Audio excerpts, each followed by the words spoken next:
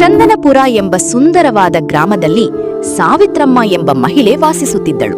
ಆಕೆಗೆ 4 ಗಂಡು ಮಕ್ಕಳು, 4 ಸೊಸೆಯರು. ಹೊಲಗದ್ದೆಗಳು, ಬಾಡಿಗೆಗೆ ಕೊಟ್ಟಿದ್ದ ಮನೆಗಳು, ಸಾಕಷ್ಟು ಆದಾಯ. ಹೀಗೆ ಹಣಕ್ಕೆ ಯಾವುದೇ ಕೊರತೆ ಇದ್ದಿರಲಿಲ್ಲ. ಆದರೆ ಸಾವಿತ್ರಮ್ಮನಿಗೆ ಇಡೀ ಊರಿನಲ್ಲಿ ಇದ್ದ ದೊಡ್ಡ ಹೆಸರು ಒಂದೇ, ಕಂಜೂಸಿ ಸಾವಿತ್ರಮ್ಮ. ಅವಳ ಕೈಯಿಂದ 1 ರೂಪಾಯಿ ಖರ್ಚಾದರೂ ಆ ರಾತ್ರಿ ಅವಳಿಗೆ ನಿದ್ದೆಯೇ ಬರುತ್ತಿರಲಿಲ್ಲ. ತಿಂಗಳ ಮೊದಲ ದಿನ ಬಂದರೆ ಸಾಕು, 4 ಗಂಡು ಮಕ್ಕಳು ತಮ್ಮ ಸಂಬಳವನ್ನೆಲ್ಲ ತಾಯಿಯ ಕೈಗೆ ತಂದು ಕೊಡುತ್ತಿದ್ದರು.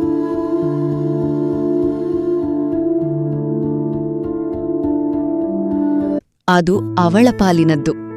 ಅವಳುಳಿಸ್ಕೊಂಡ್ರೆ ತಪ್ಪೇನು? ಹೀಗೆ ಉಳಿಸುವುದನ್ನೇ ಕಲಿಯಬೇಕು. ಆದರೆ ಕಾವೇರಿಗೆ ಇನ್ನಷ್ಟು ಕೋಪ ಬಂದಿತು. ನಂದಿನಿಗೆ ಅನುಮಾನ. ದಿನಗಳು ಕಳೆದವು.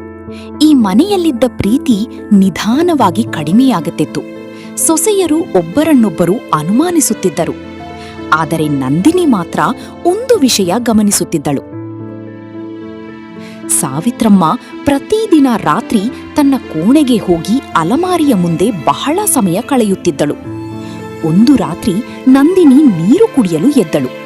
ಅವಳು ಸಾವಿತ್ರಮ್ಮನ ಕೋಣೆಯ ಬಾಗಿಲಿನ ಬಳಿ ಹಾದು ಹೋಗುತ್ತಿದ್ದಾಗ ಒಳಗಿನಿಂದ ಬೀಗ ಹಾಕುವ ಶಬ್ದ ಕೇಳಿಸಿತು. ಅತ್ತೆ ಪ್ರತಿದಿನ ಅಲ್ಮಾರಿಯನ್ನು ಬೀಗ ಹಾಕಿ ಏನ್ ಮಾಡ್ತಾರೆ? ಅಲ್ಲಿ ಏನಿದೆ?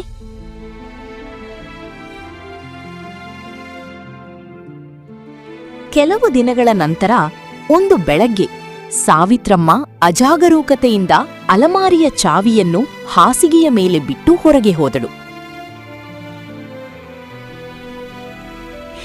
ನಂದಿನಿ ಕೋಣೆಗೆ ಬಂದಾಗ ಅವಳ ಕಣ್ಣಿಗೆ ಚಾವಿ ಬಿತ್ತು.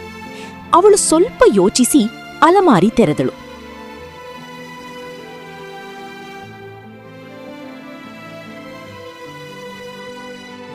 ಅದನ್ನು ತೆರೆದಾಗ ನಂದಿನಿ ಬೆಚ್ಚಿಬಿದ್ದಳು. ಅದರೊಳಗೆ ಹಣದ ದೊಡ್ಡ ದೊಡ್ಡ ಕಟ್ಟೆಗಳು, ಚಿನ್ನದ ಆಭರಣಗಳು, ಜಮೀನಿನ ದಾಖಲೆಗಳು ಮತ್ತು ಬ್ಯಾಂಕ್ ಪಾಸ್ಬುಕ್ಕುಗಳೂ ಇದ್ದವು. ನಂದಿನಿ, ದೇವರೇ, ಇಷ್ಟೊಂದು ಹಣ ಇದ್ದರೂ ಅತ್ತೆ ನಮ್ಮನ್ನು ಪ್ರತಿದಿನ 1 ರೂಪಾಯಿಗಾಗಿ ಕಾಡುತ್ತಿದ್ದಾರಲ್ಲ. ಅಷ್ಟರಲ್ಲಿ ಹೊರಗಿನಿಂದ ಧ್ವನಿ ಕೇಳಿಸಿತು. ನಂದಿನಿ ತಕ್ಷಣ ಎಲ್ಲವನ್ನೂ ಮೊದಲಿನಂತೆಯೇ ಇಟ್ಟು ಅಲಮಾರಿ ಮುಚ್ಚಿದಳು. ಆದರೆ ಅವಳ ಮನಸ್ಸಿನಲ್ಲಿ ಒಂದು ನಿರ್ಧಾರ ಮೂಡಿತ್ತು. ಇನ್ನು ಅತ್ತೆಯ ಕಂಜೂಸಿತನಕ್ಕೆ ಕೊನೆ ಮಾಡ್ಲೇಬೇಕು.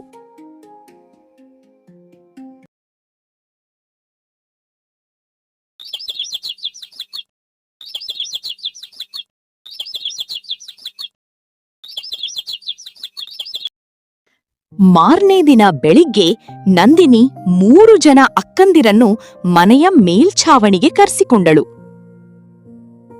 ಏನಾಯ್ತು ನಂದಿನಿ? ಇಷ್ಟು ಬೆಳಗ್ಗೆ ನಮ್ಮನ್ನು ಏಕೆ ಕರೆದಿದ್ದೀಯಾ? ಹೇಳ್ತೀನಿ ಅಕ್ಕ, ನಮ್ಮ ಮನೆಯ ವಾತಾವರಣ ತುಂಬಾ ಹದಗೆಡ್ತಿದೆ. ನಾವು ನಮ್ಮಲ್ಲೇ ಕಿತ್ತಾಡ್ತಿದ್ದೇವೆ. ಹೀಗಾದ್ರೆ ಮುಂದೆ ತುಂಬಾ ಕಷ್ಟವಾಗುತ್ತದೆ. ಆದರೆ ಸಮಸ್ಯೆ ಶುರು ಮಾಡಿದ್ದು ಅತ್ತೆಯೇ ಅಲ್ಲವಾ? ಹೌದು, ನಮ್ಮ ನಡುವೆ ಜಗಳ ಬಂದಾಗ ಅತ್ತೆ ಎಂದಿಗೂ ನಮ್ಮನ್ನು ಒಂದು ಮಾಡ್ಲಿಲ್ಲ. ಬದಲಾಗಿ ಇನ್ನಷ್ಟು ಜಗಳವಾಗುವಂತೆ ಮಾಡಿದರು. ನಾವು 4 ಜನ ಪರಸ್ಪರ ಜಗಳ ಮಾಡಿಕೊಳ್ಳೋದನ್ನ ನಿಲ್ಲಿಸ್ಬೇಕು. ನಾವು ಎಲ್ಲವನ್ನೂ ಒಟ್ಟಾಗಿ ಎದುರಿಸ್ಬೇಕು. 3 ಜನ ಮೌನವಾಗಿದ್ರು. ಈ ಮನೆಯಲ್ಲಿ ನಿಜವಾಗಿಯೂ ಕೊರತೆ ಇಲ್ಲ. ನಮಗೆ ಕೊರತೆಯ ಭಯವನ್ನು ಮಾತ್ರ ತೋರಿಸಲಾಗಿದೆ. ನಿನಗೆ ಅದ್ಹೇಗೆ ಗೊತ್ತು? ಸಮಯ ಬಂದಾಗ ಎಲ್ಲವನ್ನೂ ಹೇಳುತ್ತೇನೆ. ಆದರೆ ಈಗಿನಿಂದ ನಾವು 4 ಜನ ಒಂದಾಗಬೇಕು. ಇದರಿಂದ ಹೊರಬರಲು ನಾನೊಂದು ಉಪಾಯವನ್ನು ಮಾಡಿದ್ದೇನೆ. ಎಲ್ಲರೂ ಅದೇ ರೀತಿ ಮಾಡೋಣ.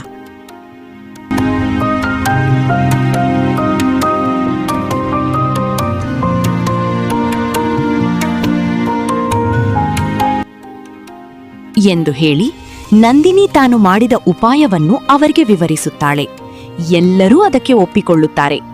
ಅಂದಿನಿಂದ ಮನೆಯ ವಾತಾವರಣ ಮತ್ತೆ ಬದಲಾಗುತ್ತದೆ.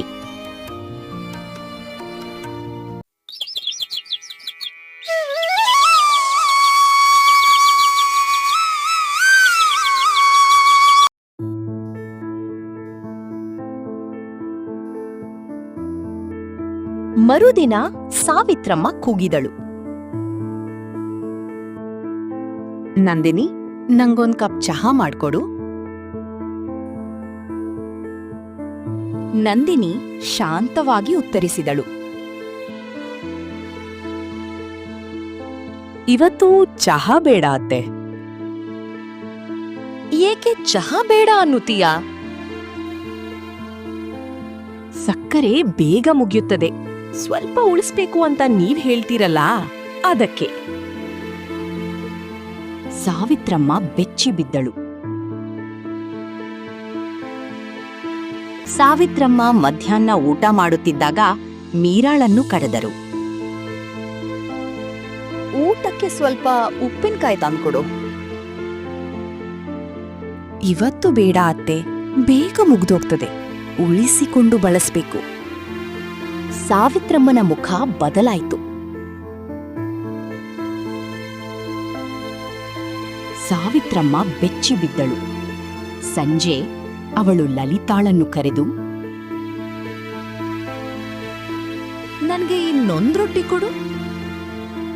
ಒಂದ್ ರೊಟ್ಟಿ ಸಾಕು ಅತ್ತೆ, ಹೆಚ್ಚು ತಿಂದರೆ ಆರೋಗ್ಯ ಹಾಳಾಗ್ತದೆ. ಹಸಿವಾದ್ರೆ ನೀರು ಕುಡಿಯಿರಿ. ಸಾವಿತ್ರಮ್ಮ ಕೋಪದಿಂದ ಅವಳನ್ನು ನೋಡಿದಳು. ನೀವು ನಮಗೆ ಪ್ರತಿದಿನ ಹೇಳುತ್ತಿದ್ದ ಮಾತನ್ನೇ ಹೇಳುತ್ತಿದ್ದೇನೆ ಅತ್ತೆ. ಸಾವಿತ್ರಮ್ಮ ಏನೂ ಹೇಳದೆ ತನ್ನ ಕೋಣೆಗೆ ಹೋದಳು. ಹೀಗೆ ಕೆಲವು ದಿನಗಳು ಅತ್ತೆ ಏನೇ ಕೇಳಿದರೂ ಹೀಗೆ ಇಲ್ಲ ಎನ್ನುತ್ತಿದ್ದರು. ಸ್ವಲ್ಪ ಸ್ವಲ್ಪ ಮಾತ್ರ ಕೊಡುತ್ತಿದ್ದರು.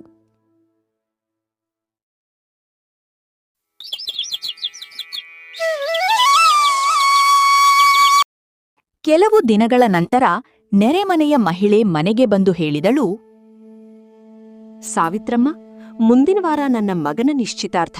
ನೀವು ಕುಟುಂಬ ಸಮೇತ ತಪ್ಪದೇ ಬರಬೇಕು. ಖಂಡಿತ ಬರುತ್ತೇವೆ.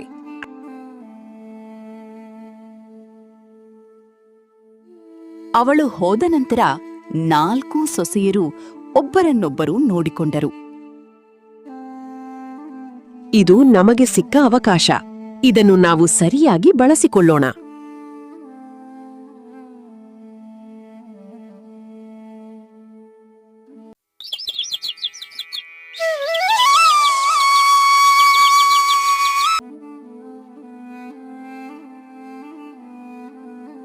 ನಿಶ್ಚಿತಾರ್ಥದ ದಿನ ಬಂದಿತು.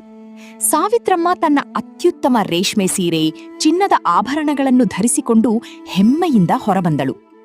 ಆದರೆ 4 ಸೊಸೆಯರು ಹಳೆಯ, ಬಣ್ಣ ಮಾಸಿದ ಮತ್ತು ಅಲ್ಲಲ್ಲಿ ಹೊಲಿಗೆ ಹಾಕಿದ ಸೀರೆಗಳನ್ನು ಧರಿಸಿದ್ದರು.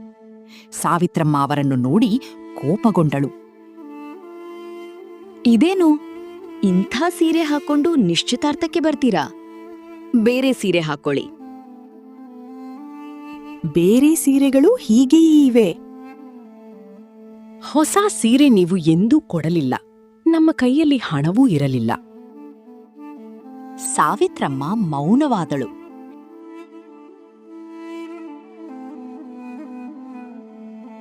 ನಿಶ್ಚಿತಾರ್ಥದ ಸ್ಥಳಕ್ಕೆ ಎಲ್ಲರೂ ಬಂದರು. 4 ಸೊಸೆಯರ ಹಳೆಯ ಸೀರೆಗಳನ್ನು ನೋಡಿ ಬಂಧುಗಳು ಗುಸುಗುಸು ಮಾತನಾಡಲು ಆರಂಭಿಸಿದರು. 4 ಗಂಡು ಮಕ್ಕಳು ದುಡಿಯುತ್ತಾರೆ ಅಂತೆ, ಆದರೂ ಸೊಸೆಯರ ಸ್ಥಿತಿ ಹೀಗಿದೆಯಲ್ಲ.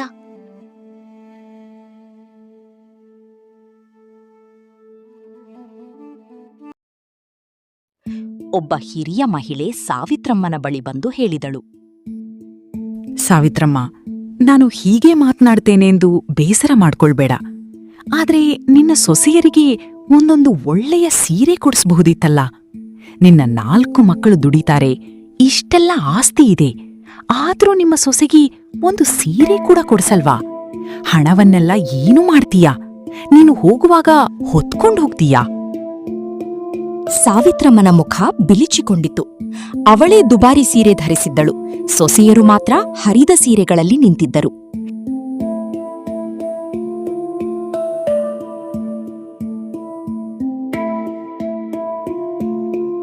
ಆ ದಿನ ಸಾವಿತ್ರಮ್ಮ ತಲೆ ತಗ್ಗಿಸಿಕೊಂಡೇ ಮನೆಗೆ ಹಿಂದಿರುಗಿದಳು.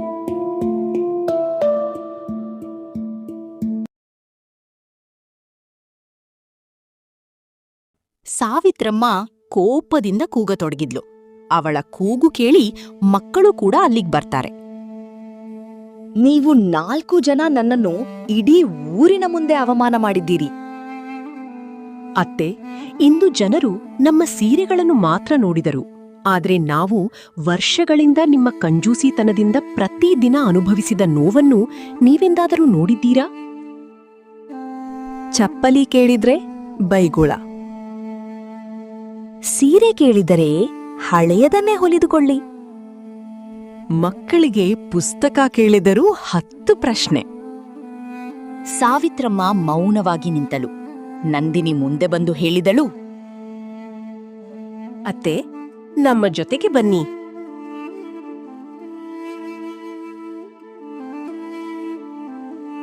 ಅವಳು ಸಾವಿತ್ರಮ್ಮನ ಕೋಣೆಗೆ ಕರೆದುಕೊಂಡು ಹೋದಳು. ಅಲಮಾರಿ ತೆರೆದಳು. ಅದರೊಳಗಿನ ಹಣದ ಕಟ್ಟೆಗಳು, ಚಿನ್ನದ ಆಭರಣಗಳು, ದಾಖಲೆಗಳು ಮತ್ತು ಬ್ಯಾಂಕ್ ಪಾಸ್ಬುಕ್ಗಳು ಎಲ್ಲರ ಮುಂದೆಯೂ ಕಾಣಿಸಿಕೊಂಡವು. 4 ಮಕ್ಕಳು ಬೆಚ್ಚಿಬಿದ್ದರು. ಅಮ್ಮ, ಇಷ್ಟೊಂದು ಹಣ? ಇಷ್ಟೆಲ್ಲ ಇದ್ದರೂ ನಮಗೆ ಯಾವಾಗಲೂ ಹಣದ ಕೊರತೆ ಇದೆ ಎಂದು ಯಾಕೆ ಹೇಳ್ತಿದ್ದೀರಿ? ನಾವು ನಮ್ಮದೇ ಸಂಪಾದನೆಯ ಹಣಕ್ಕಾಗಿ ನಿಮ್ಮ ಮುಂದೆ ಕೈ ಚಾಚಬೇಕಾದ ಪರಿಸ್ಥಿತಿ ಯಾಕೆ ತಂದಿರಿ? ಸಾವಿತ್ರಮ್ಮನ ಪಶ್ಚಾತ್ತಾಪ. ಸ್ವಲ್ಪ ಸಮಯದ ನಂತರ ಅವಳು ಕಣ್ಣೀರಿನಿಂದ ಹೇಳಿದಳು, ಮಕ್ಕಳೇ, ನಾನು ತಪ್ಪು ಮಾಡಿದ್ದೇನೆ. ನಾನು ಯಾವಾಗ್ಲೂ ಹಣ ಉಳಿಸಿದ್ರೆ ಭವಿಷ್ಯ ಸುರಕ್ಷಿತವಾಗುತ್ತದೆ ಎಂದುಕೊಂಡೆ. 1 ರೂಪಾಯಿ ಖರ್ಚಾದ್ರೂ ಅದು ಕಡಿಮೆಯಾಯಿತು ಎಂದು ಭಾವಿಸುತ್ತಿದ್ದೆ. ಆದ್ರೆ ಹಣವನ್ನ ಉಳಿಸುವುದರಲ್ಲಿ ನಾನು ನನ್ನ ಮನೆಯ ಸಂತೋಷವನ್ನೇ ಕಳೆದುಕೊಂಡೆ.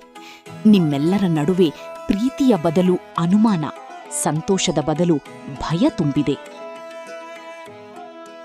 ನನ್ನನ್ನು ಕ್ಷಮಿಸಿ ಮಕ್ಕಳೇ. ಇನ್ನು ಮುಂದೆ ಹಣವನ್ನು ಮನೆಯವರ ಸಂತೋಷಕ್ಕಾಗಿ ಬಳಸ್ತೇನೆ. ಮರುದಿನದಿಂದ ಮನೆಯ ವಾತಾವರಣವೇ ಬದಲಾಯಿತು. ಪ್ರತ್ಯೇಕ ರೇಷನ್ ಡಬ್ಬಿಗಳನ್ನು ತೆಗೆದುಹಾಕಲಾಯಿತು. ಮತ್ತೆ ಎಲ್ಲರೂ ಒಟ್ಟಿಗೆ ಅಡುಗೆ ಮಾಡಲು ಆರಂಭಿಸಿದರು. ಮಕ್ಕಳ ಅಗತ್ಯಗಳಿಗೆ ಹಣ ನೀಡಲಾಯಿತು. ಸೊಸೆಯರಿಗೆ ತಮ್ಮ ಸಣ್ಣಪುಟ್ಟ ಅಗತ್ಯಗಳಿಗಾಗಿ ಪ್ರತಿ ಬಾರಿ ಅನುಮತಿ ಕೇಳಬೇಕಾದ ಪರಿಸ್ಥಿತಿ ಕೊನೆಗೊಂಡಿತು. ಕೆಲವು ದಿನಗಳ ನಂತರ ಸಾವಿತ್ರಮ್ಮ ಮಾರುಕಟ್ಟೆಯಿಂದ 4 ಹೊಸ ಸೀರೆಗಳನ್ನು ತೆಗೆದುಕೊಂಡು ಬಂದಳು. ಇವು ನಿಮ್ಮ 4 ಜನರಿಗೆ. ಅತ್ತೆ, ಇವೆಲ್ಲ ಏಕೆ? ತಡವಾದ್ರೂ ಪರವಾಗಿಲ್ಲ, ನನ್ನ ತಪ್ಪನ್ನು ಮತ್ತೆ ಮಾಡುವುದಿಲ್ಲ. 4 ಸೊಸೆಯರು ತುಂಬಾ ಸಂತೋಷಪಟ್ರು. ಆ ದಿನದ ನಂತರ ಸಾವಿತ್ರಮ್ಮ ಹಣವನ್ನು ಉಳಿಸುವುದನ್ನು ನಿಲ್ಲಿಸಲಿಲ್ಲ. ಆದರೆ ಹಣದ ಜೊತೆಗೆ ಕುಟುಂಬದ ಸಂತೋಷವನ್ನು ಉಳಿಸಲು ಕಲಿತಳು. ಕಥೆಯ ನೀತಿ: ಹಣವನ್ನು ಉಳಿಸುವುದು ತಪ್ಪಲ್ಲ, ಆದರೆ ಹಣ ಉಳಿಸುವ ಹೆಸರಿನಲ್ಲಿ ನಮ್ಮವರ ಸಂತೋಷವನ್ನು ಕಸಿದುಕೊಳ್ಳುವುದು ದೊಡ್ಡ ತಪ್ಪು. ಹಣ ನಮ್ಮ ಜೀವನಕ್ಕೆ ಬೇಕು, ಆದರೆ ಕುಟುಂಬದ ಪ್ರೀತಿ ಮತ್ತು ಸಂತೋಷವೇ ಜೀವನದ ನಿಜವಾದ ಸಂಪತ್ತು. ಈ ಕಥೆ ಹೇಗಿತ್ತು ಅಂತ ಕಾಮೆಂಟ್ ಮಾಡಿ ಮತ್ತು ಇನ್ನೂ ಸಬ್ಸ್ಕ್ರೈಬ್ ಮಾಡದೆ ಹೋದ್ರೆ ಸಬ್ಸ್ಕ್ರೈಬ್ ಮಾಡಿ, ಹಾಗೆ ಒಂದು ಲೈಕ್ ಮಾಡ್ಬಿಡಿ. ಇದೇ ರೀತಿ ಕಥೆಗಳನ್ನು ನೋಡಕ್ಕೆ ಮತ್ತೆ ಬರ್ತಾ ಇರಿ. ಧನ್ಯವಾದಗಳು.